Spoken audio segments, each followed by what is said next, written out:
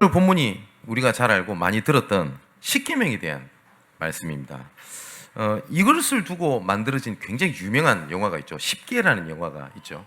그러니까 믿지 않는 사람들도 이 영화는 봤다고 하는 사람들이 굉장히 많습니다. 그 내용이 십계명에 관한 내용입니다. 어떤 신학생이 학교에서 시험을 치는데 시험 문제가 이렇게 나온 겁니다. 십계명이 어디 있냐? 라고 하니까 답을 그러면은 출애굽기 20장이라고 써야 되죠. 그죠? 근데 이 신학생이 뭐라고 썼냐? 찬송가 뒤쪽에 있다고 썼다고 합니다. 예, 찬송가 뒤쪽에도 십계명이 나와 있긴 하죠. 그래서 오늘 상식적으로 아셔야 됩니다. 출애굽기 20장에 하나님께서 시내산에서 모세에게 십계명을 주시는 장면입니다. 이 십계명이 나중에 언약궤 안에 들어가게 돼요. 그리고 이 언약궤를 이스라엘 백성들이 어디를 가든 언약궤를 앞세워서 가게 됩니다. 이 사람들이. 그래서 요단강을 건널 때도 나중에 그 제사장이 언약궤를 메고 이 제사장이 발이 요단강에 디디는 그 순간 요단강이 갈라지게 됩니다. 그러니까 뭐냐? 말씀을 앞서서 이렇게 갔다. 그 말입니다. 이것은 굉장히 중요한 내용입니다. 왜 그러냐면 언약궤 안에 하나님의 말씀이 있다는 거거든요. 현장에서 사람들을 만나보면요, 나는 하나님 믿는다는 사람들을 굉장히 많이 만납니다. 심지어 무속인들조차도 하나님 믿는다고 하는 사람들 제가 본 적이 있습니다. 불신자인데 교회를 가지도 않는데 나는 하나님 믿는 거 믿는다. 나는 하나님 믿는 거 믿는다. 이런 사람도 있고요. 전혀 교회를 가지 않는데 하나님께서 나를 도와주실 것을 믿는다라고 하는 분들도 많습니다. 근데 죄송하지만 그거는 하나님을 믿는 거 아니거든요. 하나님께서는 말씀으로 자기 자신을 나타내십니다. 그래서 말씀을 믿는 것이 하나님을 믿는 거예요. 창세기 1장에 보니까 하나님께서는 말씀으로 천지를 창조하셨고 창세기 1장 27절 28절에는 말씀으로 우리를 처음부터 축복하셨습니다. 그래서 요한복음 1장 1절에 보니까 이렇게 돼 있어요. 태초에 말씀이 계시니라. 이 말씀이 하나님과 함께 계셨으니 이 말씀은 곧 하나님이시니라. 14절에는 이 말씀이 육신이 되어 우리 가운데 거하심에 우리가 그의 영광을 보니 아버지의 독생자의 영광이요 은혜와 진리가 충만하더라. 이 말씀이 육신을 입고 이 땅에 오신 분이 누구냐면 그리스도입니다. 그래서 하나님은 지금도 말씀으로 역사를 하십니다. 말씀으로. 우리는 기분에 따라서 행동도 하고 계획을 바꾸잖아요. 근데 하나님께서는 말씀을 주시고 말씀을 이루십니다. 그래서 하나님께서 역사하시는 하나님의 방법이 뭐냐면 말씀입니다. 그래서 모든 순간마다 하나님께서 말씀에서 뭐라고 했냐가 중요하지, 내가 기도했더니 뭘 봤다, 느꼈다, 처음 했다는 것을 하면 굉장히 위험합니다. 간혹 가다가 어떤 목사님이 기도를 많이 하니까 영적으로 굉장히 맑아져가지고 강단에 딱 쓰면 성도들의 죄가 보인대요. 딱 쓰면은 성도들이 왜 되게, 그 성령 역사 아닙니다. 왜냐면 야고보서 4장에 분명히 하나님께서 이렇게 말씀하셨습니다. 재판자와 판단자는 하나님이시니 누구가 저희 가운데 사람을 판단하냐? 사람을 판단하고 심판할 수 있는 권세는 그리스도께 주셨지 우리에게 주시지 않았어요. 근데 제가 기도를 많이 했더니 이번 주 중에 무슨 죄지었죠? 하면서 무슨 능력이 나타나요. 근데 그 말이 맞아. 그걸 보고 신비주의라고 합니다. 그러면 안 돼요. 그죠? 성경에서 아니면 아닌 거고요. 성경에서 말씀하시면 맞습니다. 그래서 이 말씀을 절대적인 말씀이라고 얘기를 합니다. 그래서 하나님은 지금도 말씀을 통해서 나타내시거든요. 그래서 우리가 하나님을 믿는다고 하는 것은 말씀을 붙잡는 겁니다. 간혹 가다가 이렇게 말씀하시는 분도 계세요. 뭐냐면 믿는다 되나 지켜야지, 이렇게 말씀하시는 분도 있습니다. 그런데 그 말은 틀린 말은 아닙니다. 그런데 지키기 이전에 먼저 해야 될 게 뭐냐면 믿어야 돼요. 그죠? 믿는데 연약하여서 못 지킬 때도 있습니다. 그죠? 근데 하나님께서는 뭘 보시냐? 잘 지킨다, 못 지킨다를 주신 게 아닙니다. 하나님께서는 뭘 보시는 거냐? 믿는 것을 주십니다. 그래서 우리가 십계명을 볼 때 우리는 율법이라고 생각을 알고 계시는 분인데, 하나님은 십계명을 율법으로 주신 게 아니에요. 처음에 하나님께서 말씀하신 게 있죠. 나는 너를 애굽 땅 종되어진 집에서 인도해낸 내 하나님 여호와니라. 모두 무죄 끝냈던 너 여호와니라. 근데 이것을 믿게 되면요, 십계명은 지켜야 된다가 아니라 되어질 수밖에 없어요. 제1은 나 외에 다른 신을 섬기지 말지니라. 하나님께서 구원자라는 걸 알면 다른 신을 섬길 이유가 없지요. 그죠? 정말 복음에 대한 비밀을 알면 제2는 우상 숭배하지 말지니라. 우상 숭배할 이유가 없어져 버리는 거 아닙니까? 여호와의 이름을 망령되이 하지 말지니라. 복음의 비밀을 아는데 여호와 이름을 함부로 얘기합니까? 그 복음을 안다? 안식일을 기억하여 거룩히 지키라. 이거는 지키라 이전에 중요한 건 믿으면 되어집니다. 그죠? 그래서 많은 사람들이 자꾸 어떤 걸 생각을 하냐면 하나님의 말씀은 우리가 내가 잘 안다, 지켰다 이전에 중요한 게 뭐냐면 내가 믿고 붙잡는 겁니다. 아무리 내한테 안 맞는 말이라 할지라도 하나님의 말씀이면 맞는 겁니다. 아멘, 맞지요? 근데 언제부터인지 많은 사람들이 이렇게 얘기를 합니다. 말씀이 나랑 맞지 않다라고 얘기를 합니다. 이런 분도 봤습니다. 내가 나랑 맞는 말씀을 전해주는 내가 교회를 이번에 선택을 했다고. 언제부터인지 하나님의 말씀을 취사 선택을 하기 시작을 했어요. 근데 하나님의 말씀은 절대적입니다. 모든 전 세계 70억 인구가 하나님 말씀이 아니야. 그리고 우리를 보고 손가락질하면서 너는 하나님의 자녀가 어떻게 그렇게 살 수 있어? 너는 하나님의 자녀가 될 수 없어 라고 얘기를 해도 하나님의 말씀에 영접하는 자 곧 그름을 믿는 자들에게는 하나님의 자녀가 되는 권세를 주셨으니 절대적인 말씀이기 때문에 모든 사람이 아니라고 해도 하나님의 말씀에 우리 하나님의 자녀라고 선언하셨으면 우리는 자녀입니다. 맞죠? 그런데 우리가 자칫 잘못하면 말씀을 하나님을 믿는다라고 얘기를 하면서 종교와 같은 하나님으로 믿게 되는 거예요. 불교 다니는 사람도 이럽니다. 부처님이 도와주실 거야. 부처님이 잘하게 해주실 거야. 그거랑 하나님의 말씀 몰라요. 그냥 하나님이 잘해 주실 거야. 응답해 주실 거야. 다를 거 하나도 없어요. 그죠? 하나님은 종교가 아니시거든요. 그래서 하나님께서는 본인께서 살아계시고 우리와 함께 계시고 자기의 영광을 위하여 지금도 우리에게 말씀을 계속 주고 계십니다. 근데 많은 사람들이 이 말씀이 아니라 자꾸 뭐에 초점이 맞춰지냐면 지켜야 돼, 알아야 돼, 깨달아야 돼를 자꾸 붙잡거든요. 근데 그게 아닙니다. 우리가 보통 천주교를요, 카톨릭을 뭐 개신교의 큰 집이라고 얘기를 하시는 분도 계시고, 그럼 걔들이 주장을 하는 거거든요. 근데 그거 완전 틀린 얘기입니다. 그래서 자기들은 제1대의 교황을 베드로라고 자기는 주장을 합니다. 하나님께서는 베드로에게 네 첫째 교황 이렇게 말씀하신 적이 없어요. 복음의 흐름 속에 혼합 종교로 타락해서 떨어져 나온 게 캐톨릭이지, 캐톨릭의 큰 집이고 우리가 떨어져 나온 게 아니에요. 근데 이 캐톨릭 천주교 사람들 저는 들어도 됩니다. 천주교 사생들을 믿으면 저는 절대 구원 못 받는다고 단언할 수 있습니다. 얘들은 말씀을 전하는 것 같아도 말씀 안 믿습니다. 대표적인 것이요, 오늘 십계명 있죠. 그러면 똑같은 말씀 성경책을 갖고 있으면 십계명이 똑같아야 되죠. 얘들은 성경책이 달라요. 십계명이 다릅니다. 한번 읽어보세요. 뭐냐면 제2는 우상 숭배하지 말라, 이거 딱 뺐습니다. 그래서 십계명을 두 개로 딱 나눠서 10가지를 딱 맞췄어요. 왜냐면 자기도 우상 숭배하거든요. 마리아 섬기죠. 베드로 상, 무슨 상, 안토니오 상 하잖아요. 그잖아요. 그리고 얘들은 말씀 위에 교회가 있다고 주장을 합니다. 말씀이 아무리 그래도 교회가 그걸 결정을 하면 그 말씀보다 위에 있다고 얘기를 해요. 그래서 뭐라고 얘기를 하냐? 마리아는 원죄 없다. 마리아 어디에 성경에 원죄 없다고 되어 있습니까? 교황 무엇을? 교황은 무슨 짓을 해도 그거는 흠이 되지 않는다. 뭔 말도 안 되는 소리입니까? 그죠?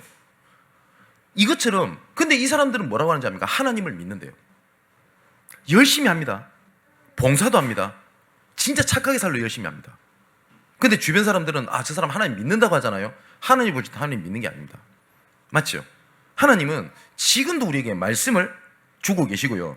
지금도 하나님께서는 말씀을 붙잡고 믿는 자들에게 지금도 말씀대로 역사하시고 말씀대로 문을 여시고 말씀대로 지금도 하나님의 임재가 나타나게 됩니다. 그래서 하나님의 말씀을 살아있는 말씀이라고 얘기를 합니다. 자, 이 십계명을 하나님이 주시는데 이 십계명이 가는 곳곳마다 하나님의 증거들이 나타나기 시작을 했습니다. 말씀을 붙잡는 자들에게. 그죠? 그래서 요단강을 건널 때도 언약궤를 앞세워서 들어가고요. 근데 나중에 이 이스라엘 백성들이 하나님을 믿는다고 하면서 하나님 말씀을 떠나게 됩니다. 그래서 언약궤를 뺏기게 돼요. 근데 신기하죠? 언약궤를 뺏겼음에도 불구하고 언약궤를 뺏긴 거에 대해서 애통한 사람이 없었어요. 근데 애통해하는 사람을 두 사람이 일어나게 됩니다. 그게 첫 번째 사무엘이고요, 두 번째는 다윗입니다. 그래서 이 다윗이 왕이 되자마자 가장 먼저 했던 일이 있습니다. 나는 왕궁에서 이렇게 편하게 있지만 하나님의 말씀인 저 언약궤가 바람붓에 있기 때문에 나는 편안하지가 않다. 그래서 아비나답이 집에 있던 언약궤를 왕궁으로 가장 먼저 가져오게 되고 성전을 짓기로 결정을 이렇게 하게 됩니다. 근데 이 다윗이 하나님의 언약궤가 올 때 성경이 뭐라고 되어 있냐면 춤을 췄다라고 되어 있어요. 옷이 벗겨지는 줄도 모르고 춤을 췄다라고 되어 있습니다. 다윗이 하나님의 말씀 앞에 섰어요. 그죠? 오늘도 지금도 하나님은 말씀을 통해서 우리에게 지금 말씀을 주고 계시고 각 개인에게 하나님께서 임재하심을 말씀을 통해서 나타내시게 됩니다. 그래서 오늘 정말 말씀을 믿는 축복의 시간이 되시기를 주님의 이름으로 축원을 드립니다. 요한복음 19장 9절에 예수님께서 책망을 하시면서 이렇게 말씀하셨습니다. 우리가 하나님을 믿는 우리에게 죄가 뭘까요? 도둑질입니까? 아니면 남을 욕한 겁니까? 아니면 도덕 윤리적으로 얘기를 하는 겁니까? 예, 물론 그것도 잘했다는 뜻이 아닙니다. 예수님 뭐라고 말씀하셨냐? 요한복음 16장 9절에 죄에 대하여라면 그들이 나를 믿지 아니하는 것이요 라고 예수님 말씀하셨어요. 여기서는 예수님이 비판을 세 가지를 하십니다. 그 믿음 첫 번째, 두 번째는 나의 의에 대하여, 세 번째는 심판에 대하여, 이 세 가지를 비판하시거든요. 다음에 시간이 되면 이거를 좀 말씀을 좀 드릴 건데, 어쨌든 하나님은 죄를 뭐라고 말씀하셨냐? 나를 믿지 아니하지 않냐? 이 말씀을 하셨어요. 근데 우리는 언제부터인지 하나님의 말씀을 믿지 아니한다, 붙잡지 아니한다라고 하는 것은 죄로 생각을 안 해요. 근데 누가 좀 도둑질했다, 누가 좀 나쁜 말 했다, 누가 나를 무시했다, 어떻게 하나님의 사람이 저럴 수 있지? 라고 비판하잖아요. 그렇지 않습니까? 그죠? 그러면 하나님의 사람들이 아무 때나 살아도 된다, 이 말씀을 드리는 게 아니잖아요. 하나님의 사람은 하나님의 말씀을 믿는 겁니다. 그래서 하나님께서 계명을 주신 거예요. 자, 히브리서 4장 12절 13절에도 보니까 하나님 말씀은 살아있고 활력이 있어 좌우의 날서 어떤 것보다 예리하여 혼과 영과 간절과 골수를 찔러 쪼개기까지 하며 또 마음의 생각과 뜻을 감찰하나니, 이렇게 되어 있습니다. 13절에 지으신 것이 하나도 그 앞에 나타나지 않음이 없고 우리의 결사를 받으시기에 눈앞에 만물이 벌거벗은 것 같이 드러나느니라. 하나님의 말씀 앞에 섰을 때 우리 자신이 드러나거든요. 그게 하나님의 말씀이잖아요. 그죠? 근데 언제부터인지 많은 사람들이 제가 그런 사람 진짜 많이 봤어요. 나에게 원하는 말씀, 나한테 딱 맞는 말씀을 전해주는 목사님을 만났대요. 어디 현장에 가면요, 저한테 이런 얘기를 하시는 분 봤습니다. 목사님은 진짜 내가 딱 원하는 말씀을 해주시는 분이라고. 그 말을 들으면 제가 기분이 좋은 게 아니고요, 걱정이 돼요. 내한테 원하는 말씀이 뭡니까? 그죠? 또 우리가 이렇게 생각을 하잖아요. 예배가 나중에 말씀드리겠지만 하나님의 말씀을 받는 가장 우리 하나님의 사람의 거룩하고 근본적인 일인데, 근본적인 일이잖아요. 근데 우리가 예배를 어떻게 합니까? 나 편하게 예배 드리고 싶다. 나는 막 그냥 편하게 그냥 이렇게 예배 드리고 싶대요. 여러분, 부모님 살아 계신 분 오늘 계시면 전화를 그렇게 한번 해보세요. 아버지, 내가 하고 싶은 대로 편안하게 모실게요. 아버지가 뭐라고 하든 간에 내가 원하고 내가 필요하고 내가 하고 싶은 대로 편하게 섬길게요 라고 하면 바로 욕이 나올 겁니다. 후레자식이라고. 근데 우리가 하나님 아버지에 대해서 내가 원하고 내가 편하고 내가 원하고 그러고 있는 거예요. 근데 그게 하나님 앞에 죄악인지는 모르고 있는 겁니다. 자, 에스겔 47장의 말씀 보니까 이 말씀이 흘러가는 곳곳마다 모든 생명체가 살아났다라고 되어 있고요. 로마서 15장 4절에는 무엇이든지 전에 기록된 바는 우리의 교훈을 위하여 기록된 것이니 우리를 위하여 기록된 것이라고 되어 있어요. 또 우리로 하여금 인내로 또는 성경의 위로로 소망을 가지게 하려 함이니라. 이게 말씀의 능력입니다. 또 고린도전서 10장 11절에는 그들에게 일어난 이런 일은 본보기가 되고 또한 말세를 만난 우리를 깨우치기 위하여 기록되었느니라. 하나님께서 말씀을 그렇게 주셨습니다. 그리고 디모데후서 3장 14절 17절에 보니까 이 말씀을 배우고 확신한 일에 가하라. 이 말씀에는 예수 그리스도 안에 있는 믿음으로 말미암아 구원에 이르는 지혜가 있고, 그리고 이 모든 말씀은 하나님의 감동으로 된 것이기 때문에 교훈과 책망과 바르게 함과 의로 교육하기에 유익하다. 그리고 하나님의 사람으로 온전하게 하며 모든 선한 일을 행할 능력을 갖추게 하려 합니다. 말씀은 하나님의 사람을 온전하게 한다고 되어 있어요. 근데 우리가 자꾸 이런 생각이 들 수가 있어요. 저 사람 말씀도 잘 알고 굉장히 말씀 포럼도 잘하는데 삶이 안 돼. 그럼 우리가 자꾸 어떻게 생각하냐면 믿는다 되나 이렇게 얘기를 하거든요. 우리 랩런트 중에 이런 애들이 나올 수 있어요. 누린다고 하면서 막 방종하는 애들이 있을 수 있어요. 복음을 안다고 하면서. 그럼 우리가 또여서 실수하는 겁니다. 뭐라는 거냐면 자꾸 눌러요. 믿음 그렇게 하면 안 돼 하면서 복음을 몰라서 방종을 하는 거지. 그러면 우리가 뭘 얘기해 줘야 돼요? 율법으로 까고 누르는 게 아니에요. 그래서 계속 복음 얘기해 줘야 돼요. 끝까지 복음으로 가야 돼요. 왜 한국교회가, 저는 이렇게 단언할 수 있습니다. 왜 한국교회가 점점 무너지고 한국교회 왜 점점점 복음이 희미해졌냐? 언제부터 이제 강단에 복음 외에 과학이 들어왔고 철학이 들어왔고 경제가 들어왔고 삶을 얘기해 준다고 하면서 문화들이 다 들어왔어요. 이것을 제가 무시하자는 얘기가 아닙니다. 복음의 자리에 어떤 것도 들어가면 안 돼요. 그래서 하나님이 말씀하신 겁니다. 나 외에 다른 신을 너에게 두지 말지니라. 두 번째, 우상 숭배하지 말지니라. 여호와 이름을 망령되게 하지 말지니라. 그렇게 말씀을 하셨어요. 자, 다윗이 시편 119편이, 이것도 참고로 하시면 됩니다. 모든 성경 중에서 제일 긴 장이 시편 119편입니다. 이거를 답관체라고 하는데 다윗의 고백입니다. 그 모든 고백이 뭐가 되냐? 말씀에 대한 고백입니다. 그래서 9절 10절에 보면 청년이 무엇으로 그의 행실을 깨끗하게 하리까? 주의 말씀만 지킬 따름이이다. 또 내가 전심으로 주를 찾아사오니 주의 계명에서 나를 떠나지 않게 하옵소서. 내가 주께 범죄하지 않게 하기 위하여 주의 말씀을 내 마음에 두었나이다. 여기에 다윗이 하는 고백입니다. 뭐냐면 내 삶이 어떻게 하면 편해지지? 말씀 안에 있어야 되겠다. 그리고 내가 말씀을 떠나지 말아야 되겠다. 그리고 내가 여러 가지 범죄, 문제, 여러 가지 영적 문제, 내가 말씀을 내 마음에 둬야 되겠다. 다윗은 항상 말씀으로 갔어요. 말씀으로 돌아갔어요. 우리가 이걸 또 다른 말로 개혁이라고 하거든요. 말씀으로 돌아가게 되시기를 바랍니다. 그래서 오늘 주시는 말씀을 통해 가지고 우리의 믿음이 주시는 말씀을 믿는 이 순간에 보좌의 능력이 시공간 초월의 능력으로 우리 관계된 모든 곳에 하나님의 빛이 비춰지게 되기를 주님의 이름으로 축원을 드립니다. 오늘 시내산에서 하나님께서 십계명을 모세에게 주십니다.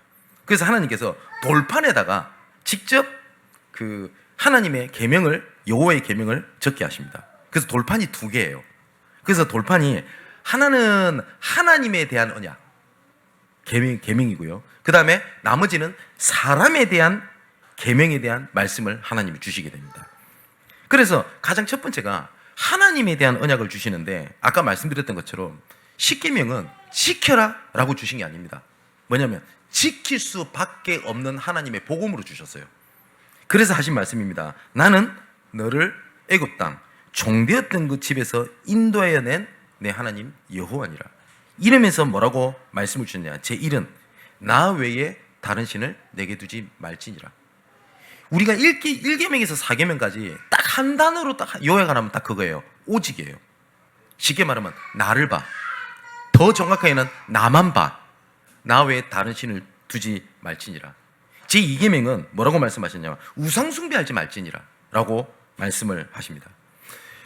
하나님의 율법에 모든 죄에 대한 하나님께서 말씀을 하실 때 그 죄에 대한 부분들은 그 본인이 책임을 져야 되는데, 유일하게 딱 한 개가, 그 죄가 가문의 문제로 오는 죄가 있습니다. 그게 뭐냐면 우상숭배입니다. 그래서 하나님께서 하늘에 있는 것이나 땅에 있는 것이나 물 아래에 있는 것이나 어떤 것이든지 형상을 만들지 말며 거기에 절하지도 말고 해라. 근데 왜 우상숭배가 하나님 앞에 큰 죄악이냐면 하나님이 계셔야 될 자리에 다른 걸 채운 걸 보고 우상이라고 얘기를 합니다. 최고로 두는 걸.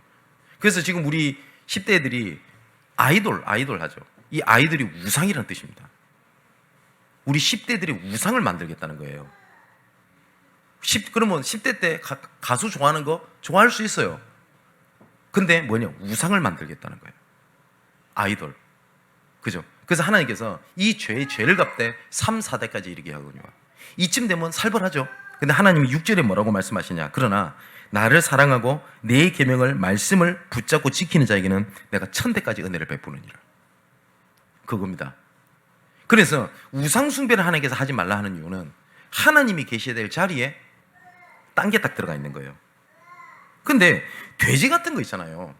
그러면 잡아먹고 건강 유지하는 데 써야 되는데 거기다가 막 머리를 잘라가지고 콧구멍에다 돈 집어넣고 절하고 이럽니다.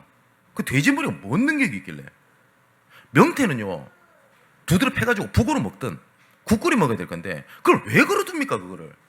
그래가지고 이게 애군을 쫓아낸대요. 그 정신문제거든요 진짜. 그잖아요. 근데 신기하죠. 별것도 아니잖아요. 근데 반드시 거기에는 뒤에 흑암이 역사합니다. 그걸 우상이라고 얘기를 합니다.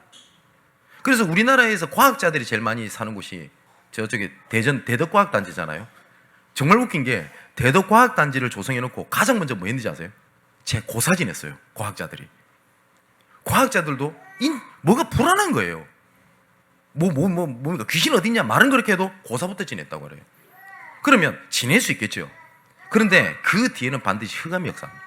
그래서 하나님께서 우상숭배하지 말지니라. 근데 한번 물어봅시다.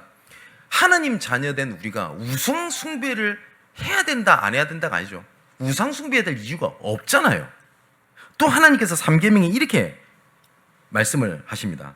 너는 내 하나님 여호와를 이름을 망령되이 부르지 말라. 여호와는 그의 이름을 망령되게 부르는 자를 죄 없다 하지 아니하리라. 하나님의 이름을 가치없이 하지 말라. 그 말씀을 하시는 거거든요. 자, 그런데 이스라엘 백성들에게 여호와의 이름이 어떠한 이름이었냐? 이스라엘 백성들이 노예로 잡혀 있을 때 여호와를 아예 믿지 아니했다라고 볼 수 없어요. 레위 지파도 있었고요. 장로들이 있었던 거 봤으면 믿었어요. 근데 어떻게 믿었냐? 그냥 이거하고 똑같아요. 우리 지금 기독교 집안이니까 그냥 교회 다니고 믿는다고 얘기하는 거예요. 우리나라 사람들 특이한 게 있습니다. 절에도 안 가봤어. 종교 뭐냐면 불교래. 그럼 불교의 법경 하나도 몰라. 근데 불교래요. 우리 집안은. 이것처럼 하나님을 믿었어요. 이스라엘 백성들이. 그래서 하나님께서 애굽의 10가지 재앙을 무너뜨리는 하나님의 방법이 뭐였냐면 10가지 재앙이 그때 당시에 애굽의 이스라엘 백성들이 의지하고 있었던 우상이었어요. 여러분 모든 문명 있죠. 메소포타미아 문명, 나일강, 황하 문명 전부 다 강 중심으로 문명이 발달됩니다. 그죠? 세계지를 보면. 그래서 이 나일강이라는 것이 이집트, 애굽에게는 너무너무 중요한 곳이에요. 그래서 하나님이 가장 먼저 이 나일강을 피로 만들어 버립니다. 뭐냐? 나일강이 나한테 소망이 될 수 없어요. 개구리 재앙, 이 재앙, 파리 재앙, 이 모든 것들이 이스라엘 백성들이 우상으로 생겼어요. 뭐냐면 생산의 신, 축복의 신. 근데 하나님께서는 그걸 철저하게 다 무너뜨려 버립니다. 그러고 난 다음에 맨 마지막에 뭘 말씀하시냐? 유월장 어린 양 피 바르면 산다. 하나님께 우리에게 그걸 주신 겁니다. 근데 10가지 재앙으로 다 무너지잖아요. 근데 잘 보세요. 무너진 게 겉보기에는 재앙 아닙니까? 이스라엘 애굽에. 그런데 유월절 피 바르면 산다라고 하는 유일한 소망, 오직의 소망을 주시는 하나님의 응답이기도 했어요. 혹시 이런 분 계실 수 있을 겁니다. 목사님, 저 다 해봤어요. 근데 안 됩니다. 뭘 해야 될지 모르겠어요. 이제는 진짜 아무것도 이제는 소망이 없습니다. 라고 할 때 딱 방향은 2가지입니다. 좌절을 하든 아니면 오직 유월절 아니면 안 되는구나. 절대 불가능을 찾는다고 하는 것이요, 하나님의 은혜입니다. 그래서 그리스도가 필요하거든요. 일본은 교회가 어렵다고 그래요. 일본에는요, 예수 그리스도가 얘들은 그 800만 우상이라고 얘기를 하죠. 이 800만이라는 단어를 일본 사람한테 물어봤더니 이게 숫자 개념이 아니래요. 무한대 개념이랍니다. 우리나라로 치면 억수로 많다 이러죠. 억이라는 단어를 쓰죠. 일본 사람은 800만이라는 숫자가 무한대라는 말이에요. 그래서 뭐든지 귀신과 연결을 짓습니다. 일본 사람들은 다 신이에요. 그 중에 하나 예수신이 있을 뿐이에요. 이 사람들한테는. 그런데 이스라엘도 똑같습니다.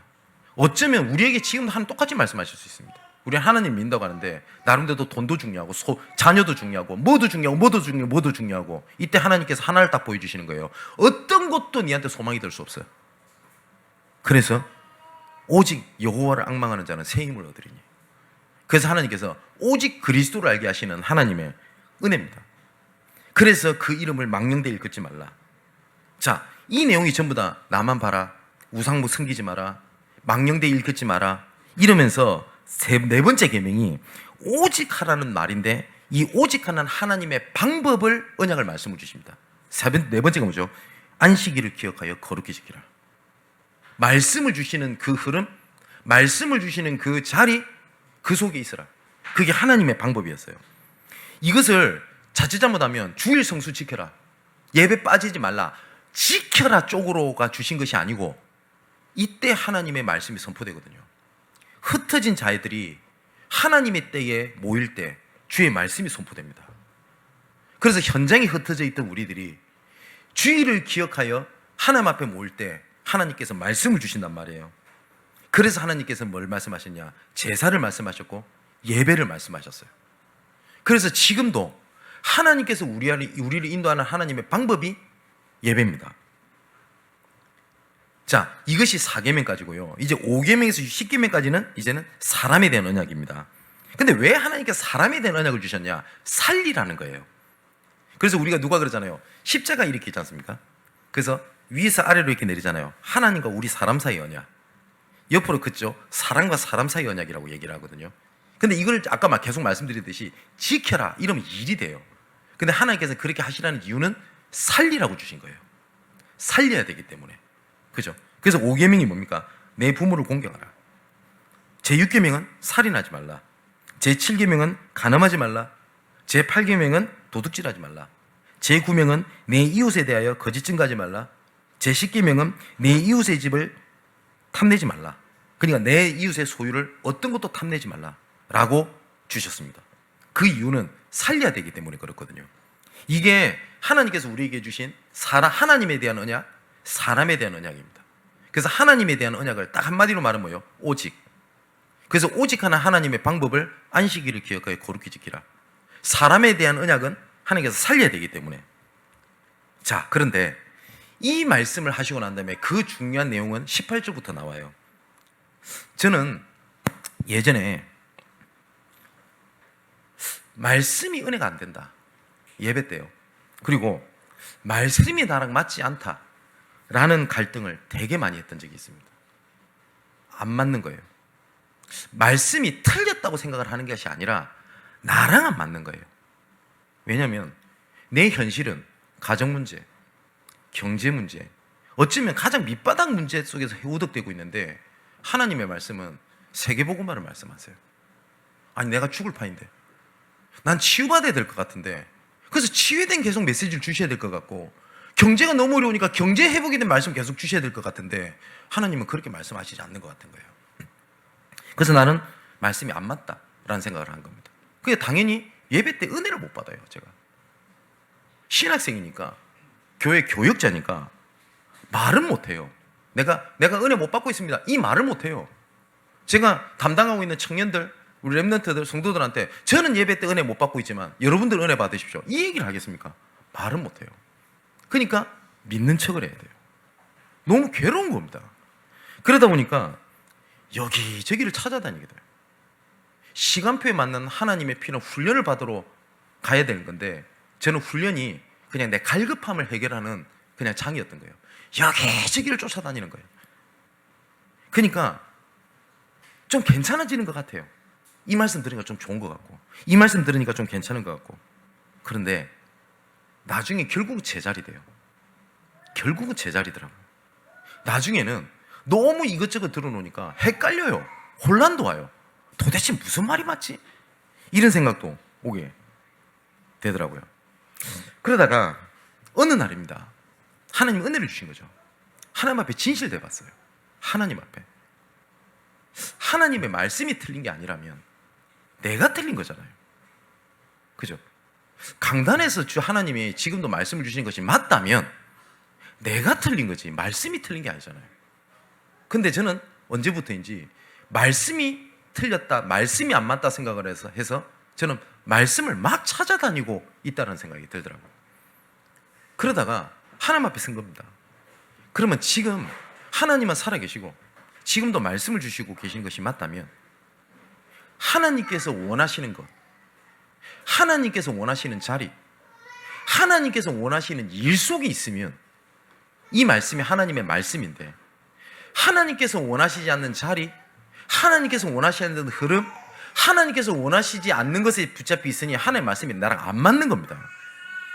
그 생각이 드는 거예요. 그래서 말씀을 막 내가 원하는 말씀을 쫓아다니는 것이 아니라 내가 하나님 앞에 서기로 했어요. 그래서 부교육자 때 경제적으로 어렵더라고요. 근데 저는 경제 축복을 바라고 있었어요. 근데 하나님께서 내게 원하는 것은 경제 축복이 시간표가 아니었어요. 그래서 어떻게 한 거냐? 하나님 앞에 맡긴 겁니다. 그래서 제가 저번에 막 간증을 드렸잖아요. 돈이 없어요. 먹고 살 길이 없어요, 진짜. 그래서 약간 뭐랄까 좀 성질도 나고 하나님 앞에. 그리고 내가 돈 걱정하고 있는 것이 하나님 앞에 너무 부끄러웠어요. 제가 하나님의 자녀가 그리스도는 모든 것의 해결자라고 얘기를 하고 하나님은 모든 것이라고 얘기하는 제가 돈 조금에 갈등하고 눈에 보이지 않는 갈등하고 있는 제 자신이 너무 하나님 앞에 자존심이 상하고 부끄럽더라고요. 그래서 홧김에 사례를 받았잖아요. 이것을 봉투에 다 집어넣어 버렸어요. 그 주간. 그리고 난 다음에 뭐라고 하나님 앞에 썼냐? 제 모든 것을 드렸으니 하나님 이제 내 인생 책임지시라고. 홧김도 있었어요, 솔직히. 근데 진짜 하나님 앞에 서게 된 겁니다. 정말 하나님께서 저에게 많은 은혜를 주셨어요. 저는 뭐가 없다 그게 아니었어요. 말씀이 안 맞는 거예요. 저희 교회가 뭐 저랑 오랫동안 처음부터 계셔도 우리 장로님들 아실 거 아닙니까? 예배 장소가 없어요. 예배 장소가 없으니까 수예비를 드릴 수 있어요. 금예비를 드릴 수 있어요. 기도회를 합니까? 우리 렘넌트들 모아놓고 무슨 행사 아무것도 못해요. 교회가 없으니까. 그런데 그럼 교회를 찾아다녀야 될 거 아닙니까? 제가 그래서 여의도 지역에 부동산을 여러 군데를 다녀봤어요. 이 근처는 거의 다 가봤어요. 다 가보니까 답이 나오대요. 절대 불가능. 그때 어떤 생각이 들냐면 좌절이 되더라고요. 근데 그거는 틀린 거잖아요. 하나님께서 원하시는 게 돈을 구해서 그러는 겁니까? 근데 진짜 사단은 희한하죠. 정확한 시간표에 응답인 것처럼 저를 딱 속이는 사건이 딱 일어나는 겁니다. 제가 예전에 복음 전했던 분이 저쪽에 부산에 장로님이 되셨어요. 본인이 돈도 많으시고 하니까 땅을 팔아가지고 12일조를 하나님 앞에 드리고 12일조는 그 임직 감상금으로 드리고 12일조를 선교비로 드리려고 했는데 자기한테 복음을 전해주셨던 제가 생각나더래요. 그래서 저를 찾아오셨어요. 근데 순간 제가 교회가 뭐 있어야 될 건데 이 생각하고 있을 때 아닙니까? 그러니까 그 장로님이 딱 그 말씀을 하시는데 저도 진짜 악하다는 걸 처음 느꼈습니다. 감사합니다가 아니라 얼만데요? 물어봤어요. 그 갖고 오신 돈이 2억이래요. 그때 머리가 팍팍 돌대요. 제가 머리가 좋다는 거 그때 처음 알았습니다. 이거 하면 보증금 얼마 하고 이러면 인테리어가 얼만큼 들고 어떻게 하면 되겠다 라는 생각이 딱 드는 거예요.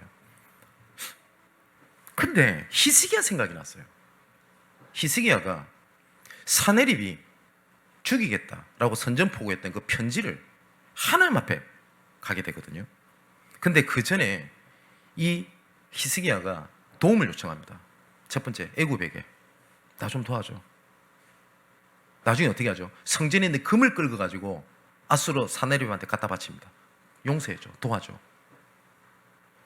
눈을 들어 하늘 보니 주의 도움이 어디서 올까? 애굽에서 오는 것 같고 금을 걸어서 주는 것 같고 그 생각이 들어요. 그래서 제가 그 순간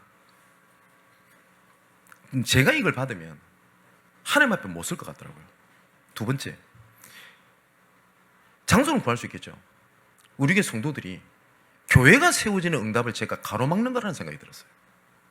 정말 하나님이 하시는 것을 보는 걸 제가 가로막겠구나. 응답 중심으로 가게 되면. 그래서 제가 장로님 이 못 받겠다고. 제가 저한테 주시는 계획이 아닌 것 같다고. 다른 선교사님한테 들었으면 좋겠습니다. 라고 하고 장로님을 제가 돌려를 보내게 됩니다. 그런데 이상하게 제 마음속에 하나님이 이렇게 하시는 것 같은 거예요. 너 정말 잘했어. 나 바라보는 거지. 너 정말 잘했어. 이 말씀을 하시는 것 같은 거예요. 근데 그 이후에 하나님께서 우리 중지자분들 아시죠? 가진 거 없는데 하나님께서 응답을 주시기 시작하셨어요. 우리 사랑하는 성도 여러분, 말씀이 나랑 안 맞는 게 아니고요. 하나님께서 원하시는 자리, 하나님께서 원하시는 것, 하나님께서 원하시는 일 속에 있으면 하나님께서는 말씀을 주시게 돼 있어요. 이스라엘 백성들이 여기서 이렇게 얘기를 합니다. 18절 19절에 이렇게 돼 있죠. 우리에게 말씀하소서 우리가 들으리이다. 하나님에게 우리에게 말씀하시지 말게 하소서 우리가 죽을까나이다. 이스라엘 백성들이 하나님 앞에 말씀 앞에 엎드리기 시작을 했어요. 그랬더니 20절에 뭐요? 두려워 말라. 하나님이 임하심은 너희를 시험하고 너희를 경외하여 범죄하지 않게 하림이라. 여기서 범죄는 하나님을 떠나는 범죄를 얘기하죠. 너희를 하나님 뜻에 떠나지 아니할게. 하나님이 임재해서 너가 나를 떠나지 않게 할게. 이게 이스라엘 백성들의 최고 응답이었어요. 하나님께서 지금도 우리에게 말씀으로 응답하시는 게 그겁니다. 그거 해결해 줄게. 그거 응답해 줄게. 그것도 맞는데 뭐요? 내가 너와 함께 함이니라. 내가 너를 떠나지 않겠다. 너가 물 가운데를 지날지라도 물이 너를 침몰치 못할 것이고 너가 불 가운데를 지날지라도 너를 사르지 못하겠다. 그게 응답이잖아요. 그때 아까 제가 고백했던 것처럼 그 장로님을 제가 이렇게 돌려보내고 난 다음에 제가 하나님 앞에 했던 고백도 그거였어요. 내가 하나님 앞에 서게 없어서. 우리 교회가 하나님 앞에 서게 없어서. 그거면 됩니다. 그죠? 어떤 목사님이 제가 이 얘기를 몇 번 들었는데 교회 목회가 너무 힘든 거예요. 실족해가지고 일주일을 살아가셨어요. 금요일쯤 되니까 주보 만드는 애가 전화가 왔답니다. 목사님, 이번 주 설교 제목이 뭐예요? 주보 만들어야 되니까. 저도 주보 때문에 제목이랑 본문을 넘기거든요, 교환을. 근데 목사님이 순간 당황을 한 거예요. 설교 준비를 안 하신 거예요. 왜냐하면 너무 실족에 있었기 때문에. 그래서 이거 어떡하나 이러다가 설교 준비 못해서 이 말은 못할 거 아닙니까? 그래서 목사 입장에서 제일 만만한 성경 구절 그냥 툭 던진 거예요. 시편 23편 1절 6절. 여호와는 나의 목자시니.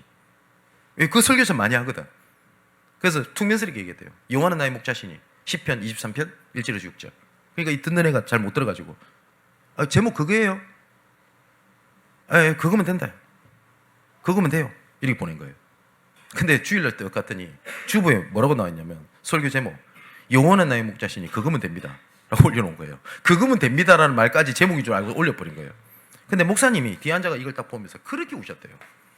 여호와는 나의 목자시니 그거면 됩니다. 사랑하는 성도 여러분, 하나님이 함께 하신다. 그거면 됩니다.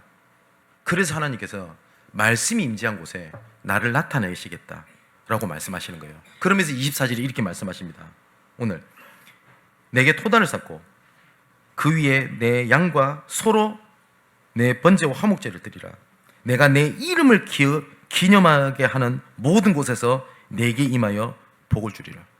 하나님께서 뭘 말씀하시냐면 모든 순간마다 내 이름을 기념하는 그곳에 내가 함께 하시겠다고 말씀하셨어요. 우리 사랑하는 우리 랩런트 여러분, 학업 힘들지요? 미래 불안하지요? 그 자리를 여호와 이름을 기념하는 예배 장소로 만드는 겁니다. 그래서 1분이든 2분이든 좋아요. 하나님, 내가 학업이 임하는 이 장소가 여호와 이름을 기념하며 여호와께서 임재하시고 복을 내리는 자리가 되게 없어서 그걸 보고 우리 예배자라고 얘기를 합니다. 사랑하는 하나님, 사랑하는 아버지 하나님, 저는 이 자리에 하나님께 예배를 드리고 하나님 앞에 설 때 내 관계된 모든 현장에, 내 가정에, 직장에, 내 경제와 내 영혼 깊숙이 나도 모르게 잡고 있는 이 상처까지도 하나님 이 시간 여호와께서 임재하여 주옵소서. 자, 결론입니다. 요한복음 4장 23절에 예수님께서 이렇게 말씀하십니다. 아버지께 참되게 예배하는 자들은 영과 진리로 예배할 때가 오나니 곧 이때라. 아버지께서는 자기에게 이렇게 예배하는 자를 찾으시느니라. 하나님은 영이시니 예배하는 자가 영과 진리로 예배할지니라. 우리 사랑하는 성도 여러분, 가정 때문에 힘드시다 그러면 그 가정을 하나님 여호와의 이름을 기념하는 예배의 장소로 만드십시오. 그 분명히 하나님 오늘 이렇게 말씀하셨습니다. 내 이름을 기념하게 하는 모든 곳에서 내게 임하여, 맞죠? 임하여 내가 복을 줄 것이다. 우리 모든 직장인 여러분, 아무도 여호와 이름을 얘기하지 않고 여호와 이름이 가치없이 떨어져 있는 그 현장에 예배자로 쓰십시오. 그걸 보고 전문계라고 얘기를 합니다. 아무도 주중에 예배하는 자가 없는 그 자리에 예배하는 내 시간을 만들어 가십시오. 지역에. 그걸 보고 지교라고 얘기를 합니다. 우리 가정을 하나님 앞에 내가 서겠습니다. 그걸 보고 미션홈이라고 합니다. 이 사람을 통한 하나님의 계획이 뭐가 있지? 이 사람에게 하나님 말씀 전달해 줄 것이 뭐지? 그걸 보고 팀사기라고 얘기를 합니다. 내가 처한 장소에 하나님의 임재를, 하나님의 계획이 있음을 알고 말씀 운동을 일으켜 예수 생명, 예수 능력 하는 것, 그걸 보고 다락방이라고 얘기를 합니다. 하나님께서 이렇게 말씀하셨어요. 내 이름을 기념하는 그곳에 내가 임하여, 엄청난 얘기입니다. 뭐예요? 내가 복을 주리라. 여러분의 모든 현장이 그 예배 초소가 되고 시스템이 되기를 주님의 이름으로 축원을 드립니다. 하나님께서는 지금도 자기 자신을 말씀으로 나타내십니다.